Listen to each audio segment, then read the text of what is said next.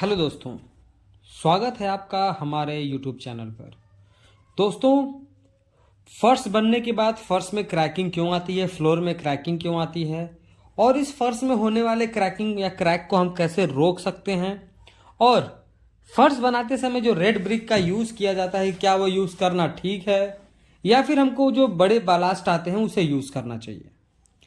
तो हम आपको कंप्लीट बताएंगे फर्श से रिगार्डिंग सारे टॉपिक को। ऐसा बहुत जगह देखा गया है, जैसा कि आपको इमेज में दिखाया जा रहा है, कि कुछ इस तरीके का क्रैक आ जाता है जब फ्लोर को बना दिया जाता है।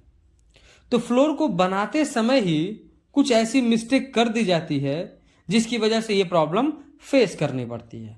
तो हम आज के इस वीडियो में कंप्लीट इन सारे जो भी पॉइंट्स हैं इनको हम एक बाय एक करके अच्छे से एक्सप्लेन करेंगे, ताकि अगर आप एक मिस्त्री हैं, ऑनर हैं, फ्रेशर इंजीनियर हैं, तो आप जब भी काम करें तो आपको इससे रिलेटेड कोई भी प्रॉब्लम नहीं आए।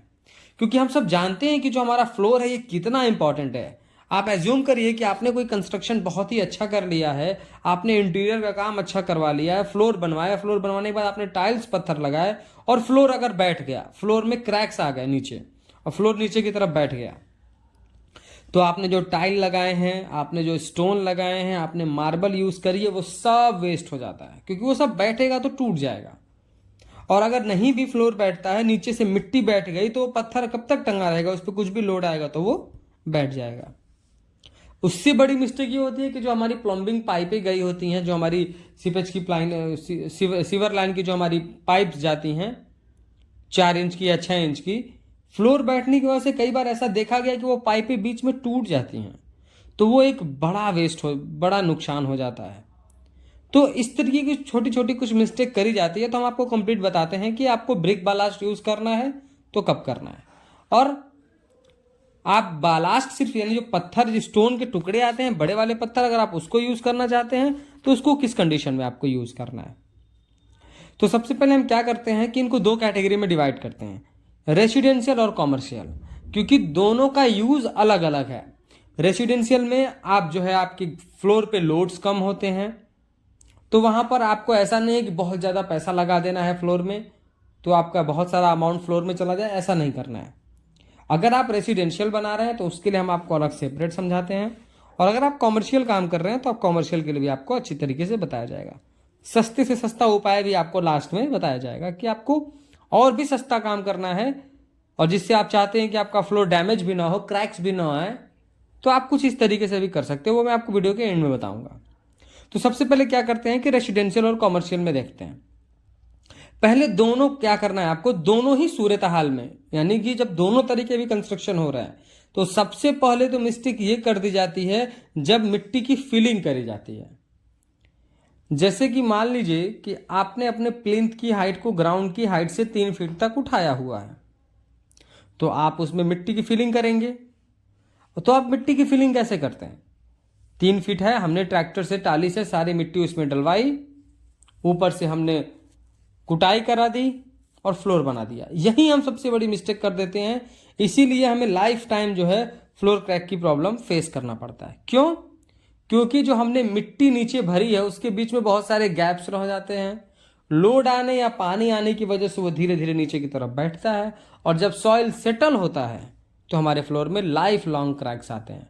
कभी आपको फ्लोर में किसी दूसरी जगह क्रैक्स दिखेगा, आप उसको रिपेयर कराएंगे, फिर कहीं और आपको क्रैक्स दिखेगा, फिर वहां के रिपेयर कराएंगे, फिर कहीं फ्लोर बैठ जाएगा, धंस जाएगा, फिर आप रिपेयर कराते ही रह जाएंगे, और ये आपको प्रॉब्लम हमेशा फेस करना पड़ता है। तो सही तरीका ये है कि अगर आपने 3 फीट की हाइट, सपोज कि आपने 3 फीट की हाइट उठा रखी है, तो आपको सॉइल की फिलिंग किस तरीके से करनी है, आपको पहले 300 mm 400 mm ही मिट्टी की भराई करनी है।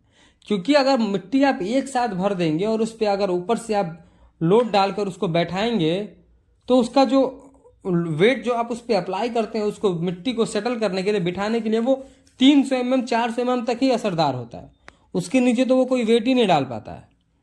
तो आपको पहले करना यह है कि जो हमारे आईएस कोड में बताया गया है कि आप पहले 300 mm 400 mm मिट्टी की भराई करिए, उसको अच्छे से कुटाई करिए, फिर दूसरे लेयर की भराई करिए, फिर उसकी अच्छे से कुटाई करिए, फिर तीसरे लेयर की भराई करिए।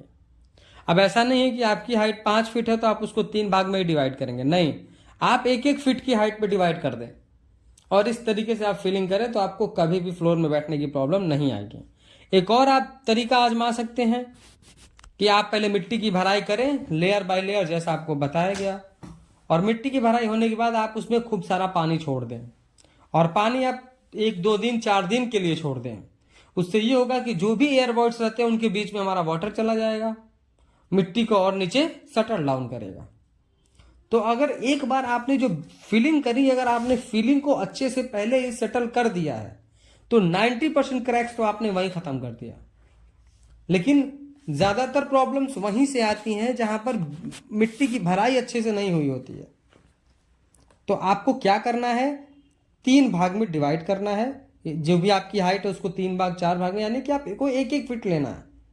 1 फीट मिट्टी की भराई करिए, फिर अच्छे से उसकी कुटाई करिए, फिर मिट्टी की भराई करिए, फिर उसकी कुटाई करिए। इस तरीके से आपको करना है। उसके बाद आप लास्ट में चाहे तो आप पानी छोड़ सकते हैं।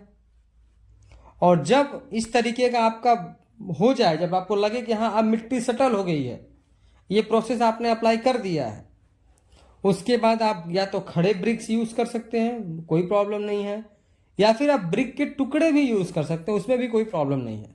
ये आपको बताया जा रहा है रेसिडेंशियल घर के लिए। क्यों? क्योंकि वहां पर लोड्स कम आते हैं। तो अगर आपने मिट्टी की भराई अच्छे से कर दी है और फिर आप ब्रिक बालास्ट का यूज करते हैं तो उसमें क्रैक्स नहीं आएंगे, वो आपके लिए बहुत अच्छा है। तो आपने क्या किया, ब्रिक या ब्रिक के टुकड़े बिछाए, फिर आपने मोटार बनाया, मोटार अच्छे से लगा दिया, फिर आप उसके ऊपर पीसीसी कर देंगे तो वेल एंड गुड, वो और भी अच्छा है। फिर बहुत सारे लोग, अगर आपको टाइल्स नहीं लगाना है तो आप पनिंग कर सकते हैं, यानी सीमेंट का घोल चढ़ा सकते हैं। जब आप ब्रिक बालास्ट या ब्रिक का यूज करें तो मोटार डालने से पहले आप उसमें सीमेंट की स्लरी भी थोड़ी बहुत डालें, और फिर उसमें जो 2 ईंटों के बीच में गैप्स हैं, अगर ईंटें भर रहे हैं आप, तो उसमें भी अच्छी तरीके से मसाला कुटाई करें। तो अगर आप एक एक ईंट के बीच में मसाला भरने जाएंगे तो आपको टाइम लगेगा। आप मसाला हल्का पतला बनाएं और उसके बाद उसको अच्छे तरीके से उस पर गिरा दें, अप्लाई कर दें, तो वो गैप्स में सारा फिल होता चला जाएगा। तो इस तरीके से आप करें तो ठीक है।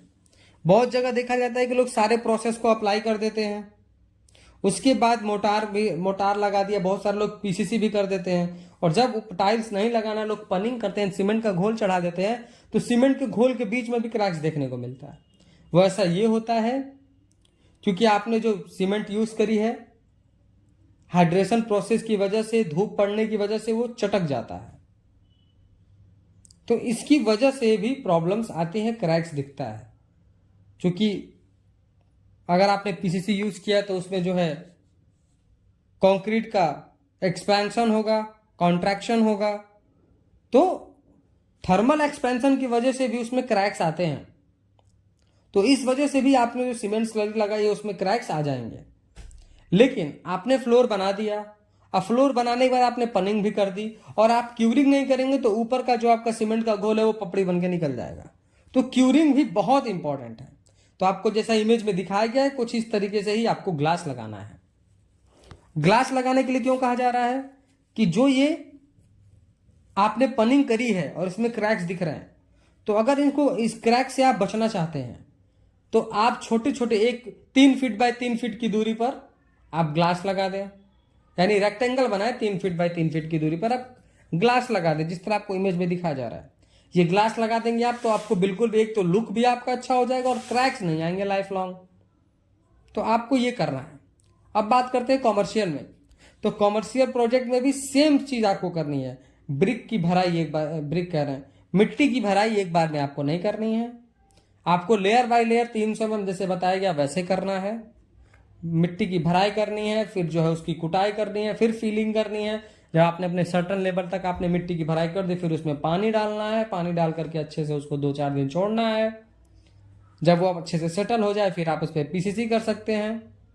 लेकिन आप उसमें बालास्ट यूज करें, पत्थर के टुकड़े यूज करें, आप ब्रिक ना यूज करें, क्योंकि रेसिडेंशियल प्रोजेक्ट में तो ब्रिक का यूज हो जाएगा, कॉमर्शियल में नहीं, क्योंकि आप ज्यादा लोड रखेंगे, उस पर ज्यादा वेट आएगा, और वेट ज्यादा रहेगा तो ब्रिक बालास्ट नीचे की तरफ धंसेगा और वो क्रैक्स आएंगे। तो वहां पर आप पत्थर यूज करें, जो आपको पत्थर के टुकड़े दिखाए जा रहे हैं, ये बालास्ट आप यूज कर सकते हैं। फिर आप ऊपर चाहे तो मोटार लगाएं या फिर चाहे तो पीसीसी कर दे। पीसीसी करते हैं तो वेल एंड गुड है। तो इस तरीके से आपको जो है फ्लोर बनाना है। वीडियो पसंद आया हो तो प्लीज़ वीडियो को लाइक कर दें, और अगर चैनल पर नए हैं, कंस्ट्रक्शन से रिलेटेड ऐसे ही इंफॉर्मेटिव वीडियोस इन फ्यूचर देखना चाहते हैं तो प्लीज़ चैनल को सब्सक्राइब करके बेल नोटिफिकेशन को ऑल पर प्रेस कर दें। Thank you.